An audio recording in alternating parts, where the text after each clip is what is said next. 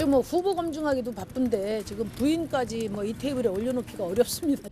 파퓰리즘에 해당하는 그런 공약들에 대해서 말씀을 드리는 것이 옳다고 생각했습니다.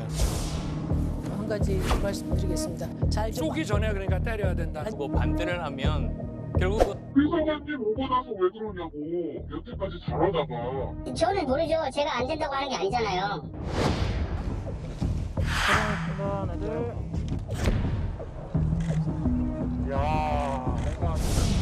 그 이재명 후보가 과거 성남시정 시절에 이런 공금 횡령 같은 경우에는 원스트라이크 아웃으로 처리하겠다.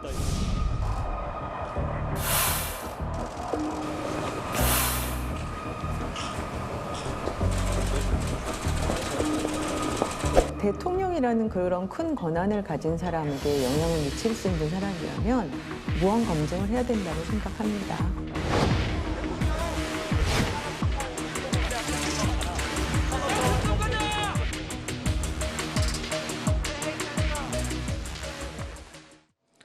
대선이 이제 한 달여 앞으로 다가온 상황에서 이재명 후보의 배우자 김혜경 씨를 둘러싼 논란이 점점 더 커지고 있습니다. 저희가 어제 제보자 A씨가 소고기를 개인 카드로 결제해서 이재명 후보 집으로 사다 준 뒤에 다음 날 개인 카드 결제를 취소하고 법인 카드로 다시 재결제하는 이른바 카드 바꿔치기를 했다는 의혹 전해드렸죠. 이 의혹과 관련해서 이 제보자 A씨와 B씨의 대화 내용이 추가로 또 공개됐습니다. 안심이 열등하게 안 되면 안심하고 등심하고 섞어서 해달라고 그러고 12만 원 넘는다고 하면 그래도 시켜요? 12만 원치 잘라달라고 그러고 7,000원, 8,000원, 8,000원을 주라고 얼마요? 여보세요? 100원짜리 단위 띄라고 네, 알겠습니다. 내가 그 카드깡 했을 때 네. 그게 20만 원 넘은 적이 없어 그 집에서. 자, 들으신 것처럼 배 씨가 A 씨에게 이 소고기 구매에 대해서 깨알같이 아주 세세하게 지시를 하고 있는 것 들으셨죠? 자, 12만 원의 가격을 맞춰라. 그리고 100원 단위의 단위는 떼어버려라. 이런 지시까지 하는 내용이었습니다.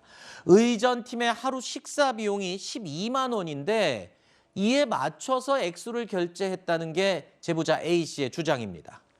비싼 안심과 상대적으로 조금 싼 등심을 섞어서 구매하라는 것도 이 12만 원을 넘기지 않기 위해서 한 게 아니냐라는 추측도 나오고 있는 상황인데요. 거기에다가 11만 7,900원만 내면 되는 고깃값을 11만 8천 원으로 결제한 이유, 바로 식당에서 밥값을 계산할 때 100원 단위로 결제하는 경우는 드물기 때문에 식사 대금으로 보이기 위해서 1,000원 단위로 맞춰서 결제한 게 아니냐, 이런 의혹도 추가로 제기됐습니다.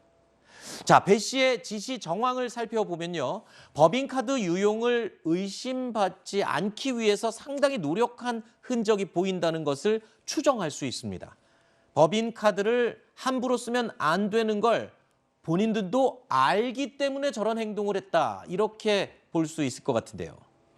네, 뭐 식사 같은 걸 하기 전에 이 내부 범위에서 식사를 해라 이렇게 주문한 것도 아니고 무슨 안심 등심 이런 고기 사는 얘기를 하는데 식비를 제한한다라고 했을 때는 문제가 될 수 있다는 것을 미리 인지했다라고 하는 정황이라고 볼 수가 있겠고, 그리고 이제 의전팀의 식사 한도가 12만 원이다라는 것이 제보자의 주장인데 이것은 굉장히 설득력 있는 주장입니다. 예를 들면은 한 끼당 업무 추진비로 결제할 수 있는 통념상에 그래도 되는 금액이 어느 정도가 있을 것이고, 네. 그러면 회식을 한다고 했을 때 거기에 들어가는 인원, 그리고 코로나19 상황에서의 사적 모임 인원 제한이라든지 이런 것들 고려했을 때 12만 원 정도의 가이드라인이 그어졌을 공사는 꽤 있을 것으로 보입니다. 그럼 거기에 맞춰가지고 마치 회식을 한 것처럼 긁었을 가능성, 이것은 충분히 있다라고 볼 수 있고, 어쨌든 원론적으로 이것을 두고 금액의 제한을 둔 것 자체가 네. 뭔가 부정한 사용인데 다른 것으로 위장해 보이려고 하는 네. 그런 시도일 가능성이 좀 농후해 보입니다. 자, 회식비로 위장하려는 노력 가운데 의심되는 부분 하나가 또 있습니다. 보통 고기는 정육점에서 팔죠. 그런데 이 해당 고기를 구매한 이 업소는요, 정육식당이라고 해서 고기를 사서 옆에서 먹을 수 있는 식당입니다. 그러니까 고기를 팔기만 하는 곳이 아닌 사서 먹을 수 있는 식당에서, 정육 식당에서 구매를 했다는 점도 식사비로 꾸미기 위한 의도가 엿보인다. 이런 지금 추측들이 나오고 있는 상황이거든요. 그런데 대화 내용을 보면 이런 내용도 지금 포함됐습니다.